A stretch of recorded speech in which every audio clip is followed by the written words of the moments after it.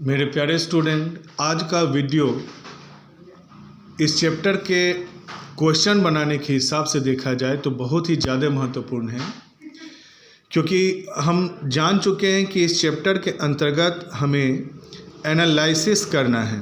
किस चीज़ को एनालिसिस करना है? तो जवाब है फाइनेंशियल स्टेटमेंट को एनालिसिस करना है। तो जब तक हम फाइनेंशियल स्टेटमेंट क्या है और कैसे बनाया जाता है नहीं जानेंगे तो हम उसका एनालिसिस नहीं कर सकते हैं। तो इतना तो हम जानते हैं कि फाइनेंशियल स्टेटमेंट के अंतर्गत दो खाते बनाए जाते हैं। पहला का नाम है इनकम स्टेटमेंट, और इनकम स्टेटमेंट को हम कहते हैं आय विवरण, और दूसरा हम लोग बनाते हैं बैलेंस शीट, जिसे हम लोग कहते हैं आर्थिक चिट्ठा। तो फाइनेंशियल स्टेटमेंट के अंतर्गत हमें इनकम स्टेटमेंट और बैलेंस शीट का अच्छी तरह से जानकारी होना ज़रूरी है, क्योंकि हम फाइनेंशियल स्टेटमेंट को जानेंगे तभी हम उसका एनालिसिस कर सकते हैं। ठीक है, तो आज हम फाइनेंशियल स्टेटमेंट में इनकम स्टेटमेंट कैसे बनाया जाता है के बारे में अध्ययन करेंगे, और अगर वीडियो लंबा ना हुआ तो इसी में बैलेंस शीट भी सिखाया जाएगा, और अगर लंबा हो गया तो नेक्स्ट वीडियो में जाएगा। ये वीडियो बनाने के ऊपर निर्भर करता है ना।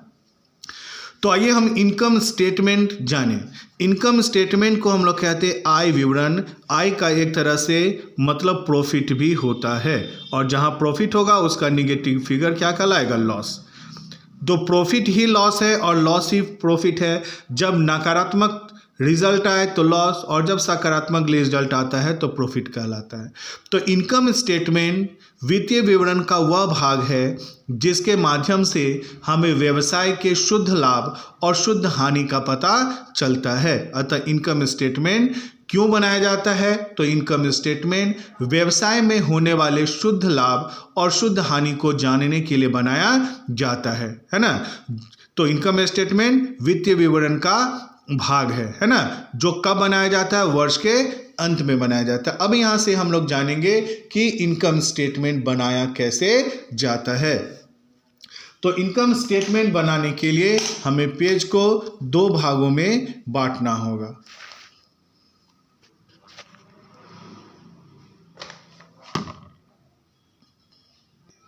तो इनकम स्टेटमेंट के लिए हम कॉलम बना लिए। आपको मालूम ही है कि इनकम स्टेटमेंट फाइनेंशियल स्टेटमेंट का अंग है, जो कि वर्ष के अंत में बनाया जाता है। तो इनकम स्टेटमेंट बनाने के लिए हम सबसे पहले यहाँ पर लिखेंगे हेडिंग, और हेडिंग में लिखा जाएगा इनकम स्टेटमेंट ऑफ, जिस कंपनी या जिस व्यक्ति या फर्म का बना रहे होंगे उसका नाम, और यह बनाया जाता है वर्ष के अंत में, इसलिए लिखा जाएगा फॉर द ईयर इंडेड। फिर यहाँ पर जो फर्स्ट कॉलम है जिसका नाम होता है पार्टिकुलर्स, और दूसरा जो कॉलम होता है अमाउंट्स। कभी कभी ये थर्ड कॉलम भी नोट के हिसाब से खींचा जाता है, ज़रूरत पड़े तो इसको खींच सकते हैं, अदरवाइज इसकी कोई आवश्यकता नहीं है। तो इनकम स्टेटमेंट में दो कॉलम हो गए मुख्य तौर पर, एक पार्टिकुलर और दूसरा अमाउंट। कभी कभी विशेष परिस्थिति में एक नया कॉलम भी खींचा जा सकता है जिसका कोई यूज़ होता नहीं है। तो हम जान चुके कि हमें पढ़ना है इनकम स्टेटमेंट का फॉर्मेट कैसा होता है और इनकम स्टेटमेंट कैसे बनाया जाता है। और अभी मैंने बताया इनकम का मतलब लाभ या हानि होता है। तो ये लाभ और हानि, लाभ बराबर क्या होता है ये आप बचपन से जानते हैं कि लाभ जब मेरा आय अधिक हो और व्यय मेरा कम हो, तो जो पैसा बचता है वो मेरा क्या कहलाता है? लाभ। जिसके लिए लाभ बराबर हम लोग बचपन से पढ़ते भी आ रहे हैं, विक्रय मूल्य माइनस क्रय मूल्य बराबर क्या होता है? लाभ। जब हम क्रय करते हैं तो मेरे पास से पैसा जाता है, खर्च होता है, और जब हम विक्रय करते हैं तो मेरे पास पैसा आता है, इससे हम लोग क्या कहते हैं? आय। इसलिए यह कहा जा सकता है कि लाभ बराबर विक्रय माइनस क्रय बराबर लाभ होता है, या इसे यह भी कह दे कि विक्रय में पैसा आता है तो ये आय, और खरीदते हैं तो पैसा जाता है तो व्यय। तो आय में से व्यय अगर घटा दें तो जो परिणाम निकलता है वो या तो लाभ होगा या तो हानि होगा। तो इसी तरह से मेरे प्यारे स्टूडेंट, इनकम स्टेटमेंट एक ऐसा विवरण है जिससे कि व्यवसाय के लाभ और हानि का पता चलता है। और उसको हम कैसे सजा कर लिखेंगे, तो इनकम स्टेटमेंट को ये जो इनकम स्टेटमेंट का फॉर्मेट है यह कंपनी अधिनियम 2013 के अंतर्गत बनाया गया है, यानी कि पूरे भारतवर्ष में भारतीय कंपनी अधिनियम 2013 लागू होता है। यह कंपनी अधिनियम 2013 में बनकर तैयार हुआ था, इसीलिए इस कंपनी अधिनियम का नाम कंपनी अधिनियम 2013 रखा गया है। कंपनी अधिनियम 2013 यह बताता है कि पूरे भारतवर्ष में जो भी भारतीय अधिनियम के अंतर्गत अगर इनकम स्टेटमेंट बनाता है तो उसे वह इनकम स्टेटमेंट इसी के तरह से बनाना होगा। इसमें आप कोई भी बदलाव नहीं कर सकते हैं। अगर इसमें किसी भी चीज़ में अगर आप अपने मन से बदलाव कर दें तो वह इनकम स्टेटमेंट गलत हो जाएगा। तो इसका मतलब फिर यहाँ पर यही निकल कर आया कि इनकम स्टेटमेंट को मैं समझाने की कोशिश ज़रूर कर रहा हूँ, लेकिन इनकम स्टेटमेंट समझने की चीज़ें नहीं हैं, वो याद करने की चीज़ें हैं। क्योंकि इनकम स्टेटमेंट पूरे भारतवर्ष में जितने भी लोग बनाएंगे, जितनी भी कंपनियां बनाएगी, वो सारे के सारे एक ही तरह से बनाएंगे, उसमें आप कोई बदलाव नहीं कर सकते। इसका मतलब इसका फॉर्मेट जो है हमें याद रखना होगा। लेकिन मैं आपको याद कैसे रखना है का टेक्निक बता देता हूं, जिससे इनकम स्टेटमेंट याद रखना और आसान हो जाएगा। तो मैंने क्या बताया कि इनकम स्टेटमेंट, इनकम मतलब क्या होता है, लाभ। और हम बचपन से जानते हैं कि लाभ हम कैसे निकालते हैं। तो लाभ बराबर क्या होता है, विक्रय मूल्य माइनस क्रय मूल्य। विक्रय जब हम करते हैं तो पैसा आता है, उसे हम लोग आय कहते हैं, और जब हम खरीदते हैं तो पैसा जाता है तो उसे हम व्यय कहते हैं। अतः आय में से व्यय भी घटा दिया जाए तो व्यवसाय का लाभ और हानि निकल जाता है। तो आय को हम लोग इंग्लिश में कहते हैं रेवेन्यू। आय को हम लोग इंग्लिश में क्या कहते हैं, रेवेन्यू। और व्यय को हम लोग इंग्लिश में क्या कहते हैं, एक्सपेंडिचर। इसका मतलब व्यवसाय के लाभ और हानि को जानने के लिए एक तरफ हमें रेवेन्यू लिखना पड़ेगा और दूसरी तरफ हमें एक्सपेंडिचर लिखना पड़ेगा। फिर रेवेन्यू में से जब हम एक्सपेंडिचर को माइनस कर देंगे तो हमारा जो पैसा निकलेगा वो क्या कहलाएगा, लाभ और हानि। तो ये बात तो अब क्लियर हो गई कि इनकम स्टेटमेंट बनाने से हमें व्यवसाय का लाभ और हानि पता चलता है, जिसमें हम एक तरफ आय लिखेंगे और दूसरी तरफ हम व्यय लिखेंगे।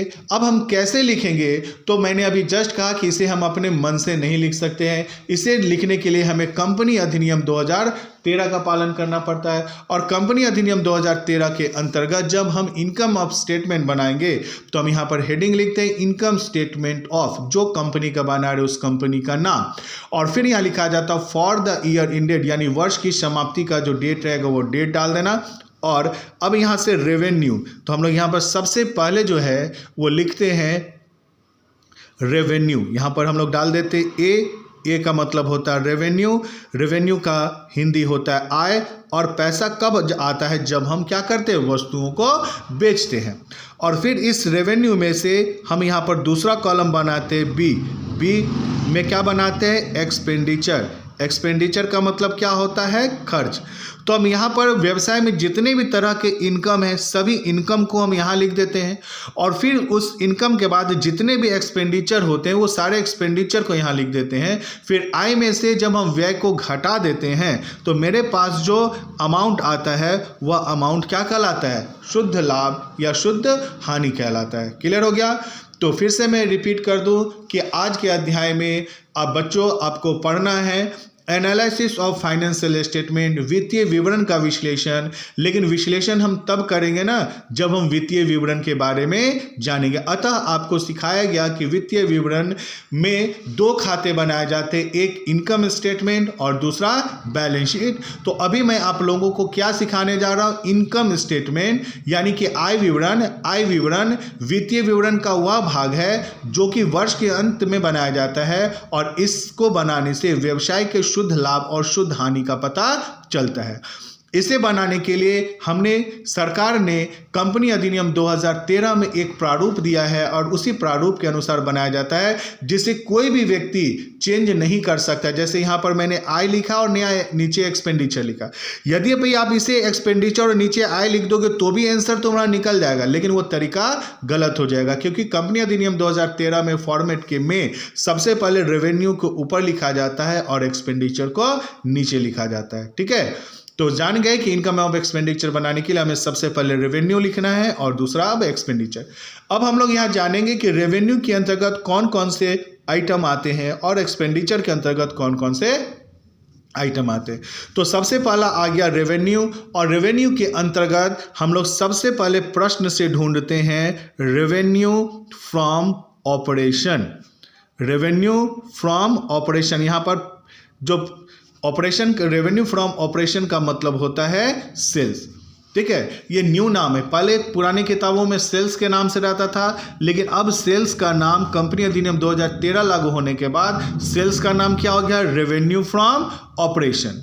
ठीक है, तो अब जब भी हमें प्रश्न में सेल्स मिले तो हम समझ जाएंगे कि वह रेवेन्यू फ्रॉम ऑपरेशन है, और जब भी रेवेन्यू फ्रॉम ऑपरेशन मिले तो हम समझ जाएंगे कि वो कौन सा चीज़ है, सेल्स है। तो इनकम स्टेटमेंट बनाने के लिए हमें सबसे पहले यहाँ पर ए लिख कर क्या लिखना होगा, रेवेन्यू। रेवेन्यू का मतलब क्या होता है, आय। फिर थोड़े से जगह छोड़कर यहाँ पर लिखना होगा बी। यहाँ पर क्या लिखा जाएगा, एक्सपेंडिचर। एक्सपेंडिचर का मतलब क्या होता है, खर्च या व्यय। और फिर रेवेन्यू में प्रश्न में सबसे पहले ढूंढना है कि क्या रेवेन्यू फ्रॉम ऑपरेशन है या नहीं। अगर है तो हमें रेवेन्यू फ्रॉम ऑपरेशन को सबसे पहले लिखना है। और मैंने आपको बताया रेवेन्यू फ्रॉम ऑपरेशन बदला हुआ नाम है किसका, सेल्स का। तो सेल्स हो गया। फिर हम लोग यहाँ पर ऐड कर देते हैं अदर इनकम। अगर प्रश्न में अदर इनकम है तो उसमें ऐड कर देंगे। अब यहाँ पर अदर इनकम का मतलब क्या होता है, जैसे अदर इनकम का मतलब अगर प्रश्न में इंटरेस्ट रिसीव्ड लिखा हुआ है, रेंट रिसीव्ड लिखा हुआ है, कमीशन रिसीव्ड लिखा हुआ है, डिस्काउंट रिसीव्ड लिखा हुआ है, इसी को ही इनकम कहते हैं। और ये आप अच्छे तरह से जानते हैं, ये बताने की ज़रूरत नहीं है। तो यहाँ पर जितने भी इनकम होंगे सारे इनकम को हम लोग यहाँ पर लिखेंगे। तो रेवेन्यू निकालने के लिए प्रश्न में सबसे पहले लिखना है रेवेन्यू फ्रॉम ऑपरेशन, उसका अमाउंट यहाँ बाहर में लिखेंगे। फिर अदर इनकम में अगर interest received, rent received, discount received, commission received इत्यादि है तो उन सब का अमाउंट को हम लोग क्या लिखेंगे, यहाँ पर। और फिर जब हम इसे क्या करेंगे, जोड़ेंगे, तो ये जो अमाउंट जोड़ेंगे वो अमाउंट कहलाएगा टोटल क्या है, रेवेन्यू। ये क्या कहलाएगा, टोटल रेवेन्यू, जिसे हम लोग क्या कहते हैं, ए। तो यहाँ पर टोटल रेवेन्यू ए लिखा गया। अब रेवेन्यू के बाद आती है बारी क्या चीज़ का, एक्सपेंडिचर का, यानी खर्च। अब हम यहाँ से प्रश्न में सभी खर्चों को लिखना स्टार्ट करेंगे। तो सबसे पहला खर्च जो मैंने कहा वो होता है कि जब हम उसको खरीदते हैं, और खरीदने को हम लोग कहते हैं कॉस्ट ऑफ मटेरियल कंज्यूम। क्या कहा जाता है, कॉस्ट ऑफ मटेरियल्स कंज्यूम। और कॉस्ट ऑफ मटेरियल कंज्यूम्ड का मतलब एक तरह से होता है खरीदना। आप इसे समझिए कि कोई भी मटेरियल जिसे हम कंज्यूम कर रहे हैं व्यवसाय में, वो इसके अंतर्गत आता है। तो यहाँ पर कॉस्ट ऑफ मटेरियल कंज्यूम। दूसरा है purchase of stock in trade. अगर आप कोई भी चीज़ खरीदते हो तो वो क्या लाएगा, purchase of stock in trade, और इसका मतलब तो खरीदना होता ही है ना। उसके बाद है एम्प्लॉई बेनिफिट एक्सपेंसेज। अगर एम्प्लॉई को बेनिफिट देने के लिए कोई भी तरह का खर्च इसमें है तो ये सारे के सारे खर्च यहाँ लिखे जाएंगे। फिर यहाँ पर लिखाएगा फाइनेंस कॉस्ट। क्या लिखाएगा, फाइनेंस कॉस्ट, मतलब कि वित्तीय लागत। आप सभी जानते हो कि लागत का मतलब भी क्या होता है, खर्च। तो वित्तीय लागत। उसके बाद लिखा हुआ डेप्रिसिएशन। आप सभी जानते हो कि डेप्रिसिएशन का मतलब होता है हानि, है ना, और हानि है तो इसमें तो लिखाएगा ही। और डेप्रिसिएशन का दूसरा नाम एक अमोर्टाइजेशन भी होता है। अगर अमोर्टाइजेशन है तो लिख लेना। और फिर यहाँ पर मैंने लिख दिया अदर एक्सपेंसेस। मेरे प्यारे स्टूडेंट, मैंने यहाँ पर केवल वही खर्च के नाम लिखे हैं जो खर्च आप नहीं जानते हैं। जैसे अदर एक्सपेंसेज में आप लिखा रहेगा रेंट, तो आप जानते ही कि खर्च है। सैलरी तो जानते ही खर्च है। वेजेस आप जानते ही हैं कि खर्च है।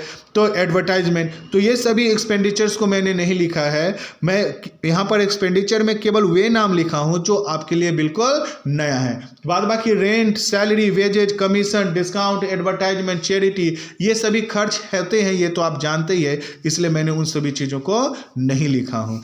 तो यहाँ पर नया क्या चीज़ आ गया, कॉस्ट ऑफ मटेरियल कंज्यूम्ड। याद रखिएगा वो खर्च होता है। Purchase of stock in trade, जब आप कोई भी चीज़ सामान अगर खरीदते हो तो आपको मालूम है इससे पैसे खर्च होते हैं, तो वो भी एक्सपेंडिचर में आएगा। एम्प्लॉय बेनिफिट एक्सपेंडिचर, इसके नाम आगे एक्सपेंडिचर लिखा हुआ ही है तो स्वाभाविक ये खर्च में ही आएगा। फाइनेंस कॉस्ट, कॉस्ट मतलब भी लागत, लागत मतलब भी खर्च ही होता है तो ये भी इसी में आएगा। डेप्रिसिएशन हानि होता है, आप जानते ही हो। और यहाँ पर आपने जाना कि डेप्रिसिएशन का एक नाम अमोर्टाइजेशन भी होता है, और मैंने अदर एक्सपेंसेस लिखा। फिर ये जितने भी एक्सपेंडिचर्स हैं, ये सारे एक्सपेंडिचर्स की राशि को हम बाहर में लिखेंगे। अब ये रहेगा तो लिखेंगे, नहीं रहेगा तो नहीं लिखेंगे। सारे एक्सपेंडिचर्स को हमने यहाँ पर लिखना है, और फिर ये सारे एक्सपेंडिचर्स को अंत में हम लोग क्या करेंगे, जोड़ेंगे। तो जब ये जोड़ेंगे तो आपको मालूम है किस हेडिंग के अंतर्गत है, एक्सपेंडिचर, तो यहाँ पर क्या लिखा जाएगा, टोटल एक्सपेंडिचर, और इसका जो नाम है वो क्या हो जाएगा, बी। ठीक है, तो मेरे प्यारे स्टूडेंट, मैंने आपको बताया ही कि इनकम स्टेटमेंट एक ऐसा विवरण है जो व्यवसाय के शुद्ध लाभ और शुद्ध हानि को बताता है। और शुद्ध लाभ और शुद्ध हानि को हम किस तरह से दर्शाएंगे, तो इसके लिए सरकार ने कंपनी अधिनियम 2013 लागू किया है, और कंपनी अधिनियम 2013 के अंतर्गत जब हम इनकम स्टेटमेंट बनाते हैं तो हम सबसे पहले एक हेडिंग बनाते हैं, जिस हेडिंग का नाम क्या होता है, रेवेन्यू। जिस हेडिंग का नाम क्या है, रेवेन्यू, जिसे हम लोग हिंदी में कहते हैं आय। और अगर प्रश्न में आय दिया हुआ है तो सारे इनकम को यहाँ लिख करके जोड़ेंगे तो ये क्या बन जाएगा, टोटल रेवेन्यू ए। फिर दूसरा जो कॉलम हम लोग बनाते हैं उसमें हम लोग क्या लिखते हैं, एक्सपेंडिचर, जितने भी तरह के खर्चे हैं। अब ये सभी तरह के खर्चे यानी कि व्यय प्रश्न में है तो यहाँ लिखना है, नहीं है तो नहीं लिख करके फिर जब इसका टोटल करेंगे तो यह क्या कहलाएगा, टोटल एक्सपेंडिचर बी। अब हम जानते हैं कि लाभ निकालने के लिए रेवेन्यू में से एक्सपेंडिचर को माइनस किया जाता है, तो इसलिए यहाँ पर हम लोग ए बी के बाद यहाँ पर एक कॉलम बनाएंगे सी, और सी में लिखाएगा ए माइनस बी। सी में क्या लिखेंगे, ए माइनस बी, ए में से बी को माइनस कर देंगे। मान लो उदाहरण के तौर पर ये 1,20,000 रुपये इसका टोटल होता है, और इसका मान लो कि 80,000 होता है, तो ए में से बी को माइनस करेंगे तो 1,20,000 में से 80,000 गया तो कितने बैलेंस बचेंगे, 40,000। ये 40,000 रुपया जो 1,20,000 यहाँ पर इसका टोटल करेंगे तो 80,000। अब 1,20,000 में 1,20,000 में से 80,000 माइनस करेंगे तो ए माइनस बी, यहाँ पर कितना बैलेंस गिरेगा, 40,000। ये जो 40,000 गिरा ये आपका क्या कहलाया, प्रॉफिट। अगर इनकम अधिक है 1,20,000 और खर्च मेरा मात्र कितना हुआ, 80,000, तो आया मेरे पास 1,20,000 और गया मात्र कितना, 80, तो मेरे पास 40,000 रुपया जो आया वो क्या कहलाया, प्रॉफिट। तो यहाँ कहलाएगा प्रॉफिट। तो प्रॉफिट निकल गया ना। तो इनकम एंड एक्सपेंडिचर हम लोग बनाते क्यों हैं, व्यवसाय में होने वाले लाभ और हानि को जानने के लिए। तो आप जान गए कि इनकम स्टेटमेंट कैसे बनाया जाता है। अब ए में से बी को हम माइनस कर देंगे तो यहाँ पर क्या निकल जाएगा, प्रॉफिट। लेकिन आपको मालूम है कि भारतवर्ष में कोई भी व्यक्ति जो भारतवर्ष में लाभ कमाता है तो उसे इनकम टैक्स देना पड़ता है। तो इस तरह से यह भी कंपनी है, यहाँ पर भी इनकम टैक्स देना पड़ सकता है। तो ये जो 40,000 रुपया लाभ हुआ है इसमें अभी तक हमने कोई टैक्स नहीं दिया है, इसलिए इसका नाम कहलाएगा प्रॉफिट बिफोर टैक्स। इसके बाद हम प्रश्न में ढूंढेंगे कि क्या कोई टैक्स दिया गया है। अगर नहीं तो सवाल यहीं पर खत्म हो जाएगा, और अगर हाँ कोई सवाल दिया प्रश्न में टैक्स दिया हुआ है तो हम यहाँ पर कॉलम बनाएंगे डी, और इसमें से माइनस कर देंगे इनकम टैक्स। ठीक है, मान लेते हैं कि इनकम टैक्स की राशि 10,000 है, तो 40,000 में से इनकम टैक्स 10,000 माइनस करोगे तो आंसर कितना आएगा, 30,000। और यह जो प्रॉफिट कहलाएगा ये प्रॉफिट बिफोर के बाद क्या हो जाएगा, आफ्टर टैक्स। तो ये कहलाएगा आपका प्रॉफिट आफ्टर टैक्स। क्लियर है। तो मेरे प्यारे स्टूडेंट, आज आप लोगों को सिखाया गया फाइनेंशियल स्टेटमेंट के अंतर्गत इनकम स्टेटमेंट सिखाया गया। और मैंने जैसा कि पहले कहा था कि वीडियो अगर बहुत लंबा हो जाए तो इनकम स्टेटमेंट ही तो 20 मिनट का हो चुका है, और इससे लंबा वीडियो बनाएंगे तो यूट्यूब में अपलोड नहीं होगा। तो आज आप लोगों को सिखाया गया इनकम स्टेटमेंट, और ये स्टेटमेंट मेरे प्यारे स्टूडेंट बहुत ही अच्छे तरह से याद कर लेना, क्योंकि ये स्टेटमेंट अगर याद है तो सवाल आप चुटकी बजा करके बना लोगे, एकदम सिंपल, एकदम ये चैप्टर बहुत ही आसान लगेगा। और अगर ये इनकम स्टेटमेंट अगर आपको याद नहीं है तो आप एक भी सवाल नहीं बना पाओगे, है ना। तो मैं 1 मिनट में आपको रिपीट कर दूं कि इनकम स्टेटमेंट बनाने के लिए हमें सबसे पहले कॉलम खींचना है पार्टिकुलर और दूसरा अमाउंट। नोट का मन है तो खींचो, नहीं तो छोड़ दो। फिर यहाँ पर लिखो रेवेन्यू और फिर 4-5 लाइन छोड़कर लिखो एक्सपेंडिचर। आपको मालूम है कि रेवेन्यू में रेवेन्यू फ्रॉम ऑपरेशन और अदर इनकम लिखा जाता है। अगर है तो लिख करके टोटल कर दो, नहीं है तो ऐसे ही छोड़ दो। फिर यहाँ पर एक्सपेंडिचर के मैंने उदाहरण दे दिए। अगर ये सभी उदाहरण हैं तो आपको लिखना है और नहीं है तो नहीं लिखना है। अगर है तो इसको लिख करके यहाँ पर इसको बना दो टोटल एक्सपेंडिचर बी। फिर ए में से बी को क्या करेंगे माइनस, तो ये कहलाएगा प्रॉफिट बिफोर टैक्स। फिर प्रश्न में ढूंढो इनकम टैक्स है तो लिखना है, नहीं है तो नहीं लिखना। अगर है तो इनकम टैक्स घटा दोगे तो आ जाएगा प्रॉफिट आफ्टर टैक्स। इसी तरह से आज का वीडियो समाप्त होता है और आप इसे एकदम अच्छे तरह से याद कर लो। तो यह चैप्टर बहुत ही आसान है और मुश्किल से 2 से 3 दिनों में ही आप कॉम्परेटिव इनकम स्टेटमेंट आसानी से क्या कर लोगे, सीख लोगे। आज के लिए इतना ही।